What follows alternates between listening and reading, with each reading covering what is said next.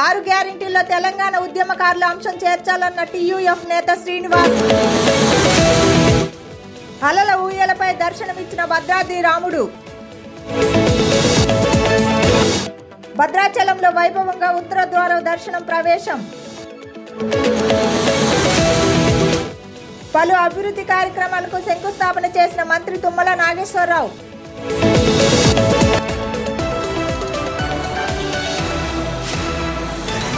వైభవంగా ప్రారంభమైన దీక్షా గురు శరణ్ సేవాలాల్ పాదయాత్ర. మంచిర్యాల జిల్లా జన్నారం మండల కేంద్రంలోని శ్రీ సత్ సేవాలాల్ మందిరం నుండి దీక్షా గురు శరణ్ సేవాలాల్ పల్లకి పాదయాత్ర అంగరంగ వైభవంగా కొనసాగింది. శ్రీ సత్ సేవాలాల్ మహారాజ్ పల్లకి పాదయాత్రలో మహిళలు నృత్యాలతో అలంకరించారు.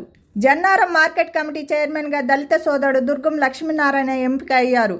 అభినందనీయమని మండల అంబేద్కర్ సంఘం అధ్యక్షులు సిటిమల్ల భరత్ కుమార్ ఆధ్వర్యంలో మార్కెట్ కమిటీ చైర్మన్ పాలకవర్గం సభ్యులను ఘనంగా సన్మానించారు.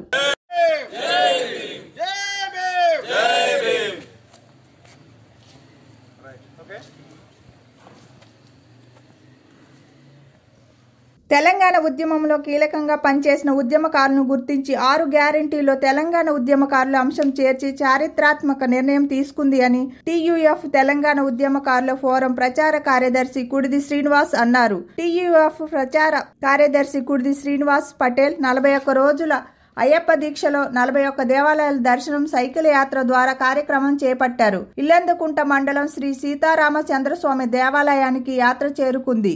చేసుకుంటే కూడా 10 సంవత్సరాలు పరిపాలన చేసింది కానీ ఉద్యమకారులను మాత్రం గుర్తించలేదు. గుర్తించని కేసీఆర్ కు మంచి బుద్ధి చెప్పి పక్క కూకుండా పెట్టి మంచిగా ఫామ్ హౌస్ లో మంచిగా తాకుండా కూకొని ఆయన అని చెప్పారు. మంచిగా సుఖపడతాను, బిడ్డతో భాగవతం, కొడుకుతో భాగవతం, వాళ్ళ సందలాలు అని. ఇప్పుడు వచ్చిన గవర్నమెంట్ రేవంత్ రెడ్డి ఇచ్చిన హామీలన్నీ నెరవేరాలంటే దేవుళ్ళ ఆశీస్సులు అన్ని ఆయన మీద ఉండాలి. ఆయన ఇచ్చిన హామీలన్నీ నెరవేరాలి. తెలంగాణ ఉద్యమకారులకు కూడా ఇచ్చిండు హామీలు. ఆ హామీలు కూడా నెరవేర్చేంత వరకు నేను ఇదే దీక్షలు ఉండి సైకిల్ యాత్ర చేసుకుంటే రోజుకొక గుళ్ళ ఇట్లనే పూజలు చేసుకుంటా, అభిషేకాలు అర్చనలు చేయించుకుంటా సైకిల్ యాత్ర చేస్తానని వేడుకుంటాను. మళ్ళా తెలంగాణ ఉద్యమకారులందరినీ గుర్తించిన వాళ్ళు కూడా ఇప్పుడు ఏమేమి మొక్కిన ఆ మొక్కులను చెల్లింపులు చేసేదాకా కూడా మళ్ళీ సైకిల్ యాత్రతోనే వచ్చి మళ్ళా చెల్లింపులు చేసుకుంటా అని మనస్ఫూర్తిగా వేడుకుంటాను దేవుళ్ళు. స్వామి శరణమయ్యప్ప. హెచ్ఎంపీవీ వైరస్ విషయంలో బెంగపడవలసిన అవసరం లేదని రాష్ట్ర వైద్య ఆరోగ్య శాఖ డైరెక్టర్ రవీంద్ర నాయక్ అన్నారు. వైరస్ సోకితే జలుబు, దగ్గు నమూనా సేకరించి పరీక్షించగా వైరస్ వచ్చినట్టు తేలుతుందని చెప్పారు. వైరస్ గురించి తప్పుడు ప్రచారం చేస్తే తీవ్రమైన చర్యలు ఉంటాయని రవీంద్ర నాయక్ హెచ్చరించారు. పాత వైరస్ అని కేంద్ర ప్రభుత్వం ప్రకటించిందని తెలిపారు. దీనికి సంబంధించిన ఇన్ఫర్మేషన్ మొన్న మనం డూస్ డోంట్స్లో ఇచ్చాం.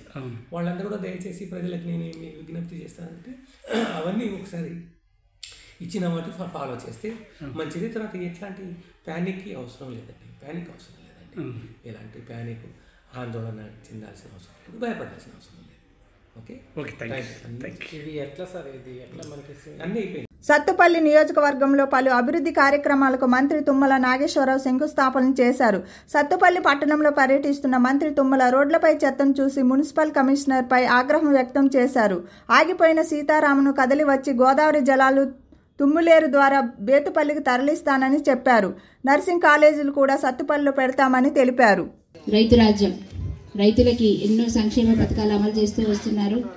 మన తుమ్మలాశ్వరరావు గారు స్వతహాగా ఆయన రైతు గనక, రైతుల కష్ట నష్టాలు ఆయనకు తెలుసు గనక ఆయన ఎన్నో పథకాలు, ప్రణాళికలు ఆయన మనసులో ఎప్పుడు తిరుగుతూనే ఉంటాయి. దాని అమలు కృషి చేస్తూ వస్తున్నారు. మొన్ననే మనకి సన్నధాన్యానికి మద్దతు ధరతో పాటు 500 రూపాయలు క్వింటాకి బోనస్ కూడా అందరూ రైతులు అందుకున్నారు. చాలా సంతోషంగా ఉన్నారు రైతులందరూ కూడా.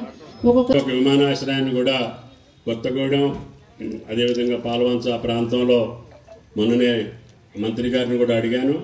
ఈ నెలలో టీమును పంపిస్తానని చెప్పారు.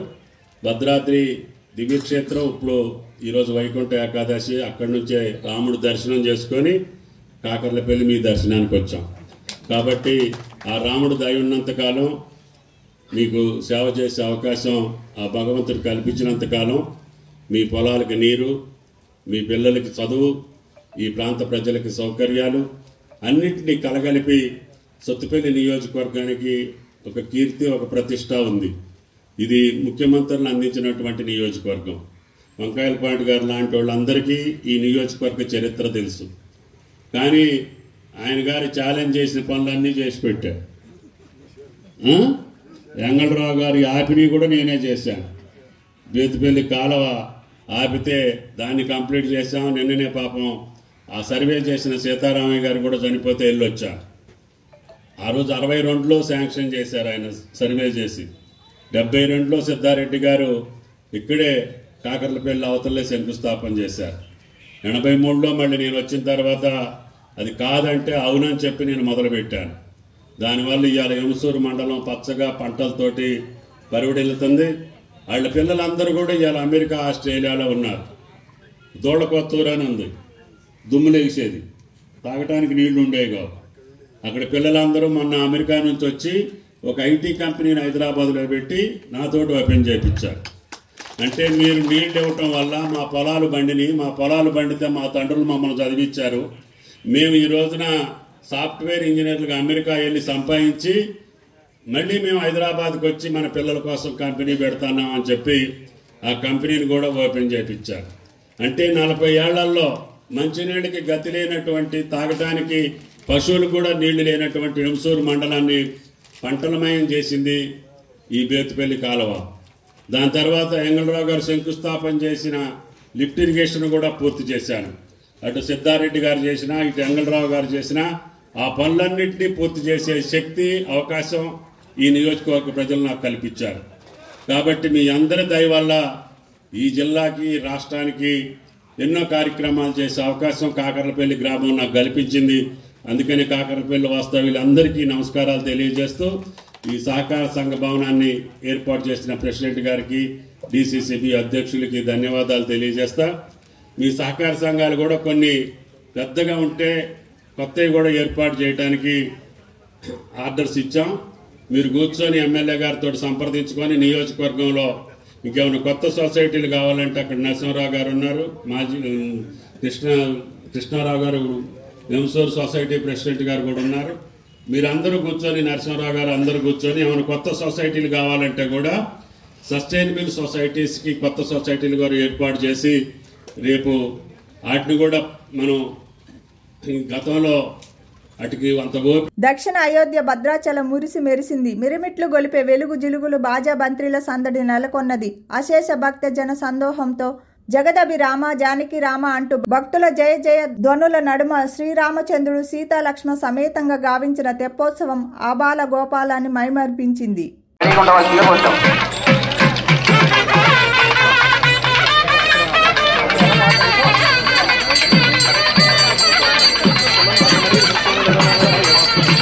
భద్రాద్రి కొత్తగూడెం జిల్లా భద్రాచలం మహాపుణ్యక్షేత్రం, పుణ్యతీర్థం కూడా. ముక్కోటి వేడుకల తరతరాలుగా సాంప్రదాయబద్ధంగా ఇక్కడ వైభవంగా జరుపుతారు. ఈ ఏడాది శ్రీ వైకుంఠ ఏకాదశి అధ్యయన మహోత్సవాల్లో భాగంగా సాయంకాల సంధ్యా సమయాన భద్రాచల పవిత్ర పావన గౌతమి నదీ తీరంలో శ్రీ సీతారామచంద్ర స్వామి వారి జల విహార వేడుకలు కనుల పండుగగా కమనీయంగా రమణీయంగా నిర్వహించారు.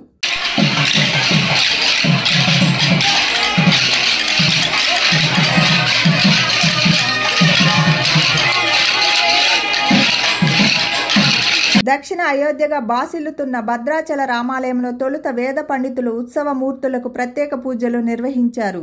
అనంతరం బాజా బంత్రీల సందడి నడుమ పల్లకీపై శ్రీ సీతారామచంద్ర స్వామి వారిని భక్తుల జయ జయ ధ్వానాలతో ఊరేగింపుగా పవిత్ర గౌతమి నది తీరానికి తీసుకువచ్చారు. ఇక్కడ ప్రత్యేకంగా ఏర్పాటు చేసిన ర్యాంప్ హంస వాహనంపై శ్రీ సీతారామచంద్రస్వామి వారిని కూర్చుండబెట్టి అర్చక స్వాములు ప్రత్యేక పూజలు చేశారు. గోదావరి నదికి హారతులు ఇచ్చారు. వేద మంత్రాలను పఠించారు.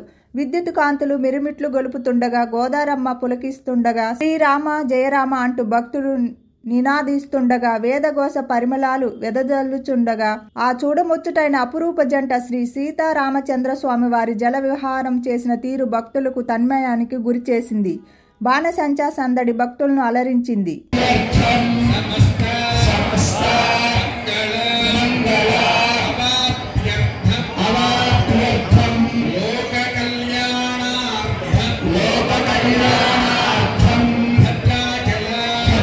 పవిత్ర పావన గౌతమి నదీ తీరంలో 5 సార్లు హంస వాహనంపై తిరుగుతూ వైకుంఠరాముడు సాక్షాత్కరించారు. మరోవైపు రకరకాల విద్యుత్ కాంతులతో బాణసంచా కాల్చిన తీరు భక్తులను తన్మయానికి గురి చేసింది.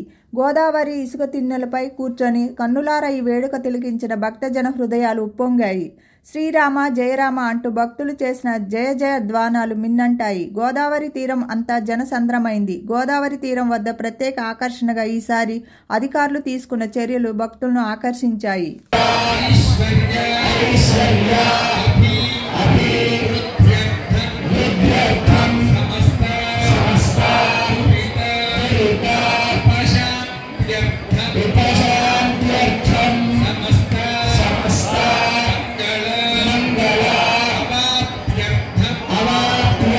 భక్తులపై స్వామివారి కరుణా కటాక్షాలు ఉండాలని కోరుకుందాం. భద్రాచలంలో వైభవంగా ఉత్తర ద్వార దర్శనం. భద్రాచలం దివ్యక్షేత్రంలో శుక్రవారం తెల్లవారుజామున నిర్వహించిన ముక్కోటి ఉత్తర ద్వార దర్శనం వేడుక అంగరంగ వైభవంగా జరిగింది. గరుడ వాహనంపై శ్రీ రామచంద్రుడు, గజవాహనంపై సీతమ్మవారు, హనుమంతు వాహనంపై ఆంజనేయ స్వామివారు, మరికొన్ని వాహనాలపై ఆండాలు అమ్మవారు అల్వార్లను ఊరేగింపుగా ఉత్తర ద్వారం వద్ద తీసుకువచ్చారు. వివిధ ప్రాంతాల నుంచి పెద్ద ఎత్తున భక్తులు ఉత్తర ద్వారం వద్దకు చేరుకుని స్వామివారిని దర్శనం కోసం వేచి చూస్తున్నారు. ఈలోగా గల్లు గల్లుమంటూ గంటలు మారుమోగుతుండగా, బాజా భజంత్రీల సందడి, వేద పండితుల మంత్రోచ్చరణాలు మిన్నంటుతుండగా ఒక్కసారిగా ఆలయ ఉత్తర ద్వారం తెరుచుకుంది. స్వామివారిని వీక్షించిన భక్తులు తన్మయానికి లోనయ్యారు. శ్రీరామ జయరామ అంటూ భక్తులు ఆధ్యాత్మిక సంద్రంలో ఓలలాడారు. వేద పండితులు, అర్చక స్వాములు ఈ సందర్భంగా విశ్వకేశ ఆరాధన, పుణ్యవాహ వచనం, తిరువారాధన, వేద విన్నపం, శ్రీరామ సంపుటి పఠించారు. భక్తులకు హారతులు ఇచ్చారు. ఆద్యాంతం ఈ వేడుకను కనులారా తిలకించిన భక్తులు పునీతులయ్యారు. తదుపరి శ్రీ సీతారామచంద్ర స్వామి వారిని ఊరేగింపుగా ఆలయానికి తీసుకువెళ్లారు. ఉదయం స్వామివారి ఉత్తర ద్వార దర్శనం వేడుక జరిగింది. పవిత్ర పావన గౌతమి నదీ తీరం నుంచి తెల్లవారుజామున అర్చక స్వాములు తీర్థబిందెను తీసుకువచ్చారు. ఆలయ సంప్రోక్షణ జరిగింది. స్వామివారికి ఆరాధన, ఆరాగింపు నిర్వహించారు. ఈ కార్యక్రమంలో తెలంగాణ రాష్ట్ర వ్యవసాయ శాఖ మంత్రి తుమ్మల నాగేశ్వరరావు, మహబూబాబాద్ పార్లమెంటు సభ్యులు పోరికి బాలరాం నాయక్, భద్రాచలం శాసన సభ్యుడు doctor Tellam Venkatrao, Pinapaka MLA Payam Venkateswarlu, Yellandu MLA Koram Kanakaiah, మాజీ ఎమ్మెల్సీ బాలసాని లక్ష్మీనారాయణ, భద్రాద్రి కొత్తగూడెం జిల్లా collector Jitesh V Patil, SP Rohit Raj, Bhadrachalam ITDA PO B Rahul, Bhadrachalam SP Vikrant Kumar Singh, Bhadrachalam RDO Damodar Rao, రామాలయం కార్యనిర్వహణాధికారి రామాదేవి, భద్రాచలం తహసీల్దార్ శ్రీనివాస్, వివిధ శాఖల ఉన్నతాధికారులు, ఆలయ ఉద్యోగులు, వేద పండితులు, అర్చకులు, భక్తులు తదితరులు పాల్గొన్నారు.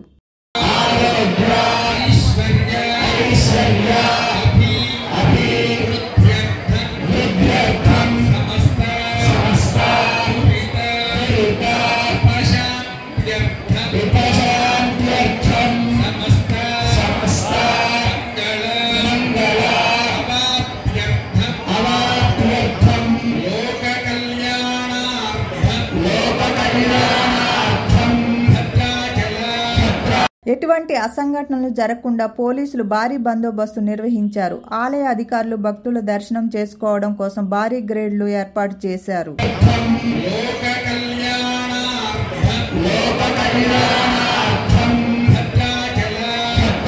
Master key TV, please like, share and subscribe master key TV.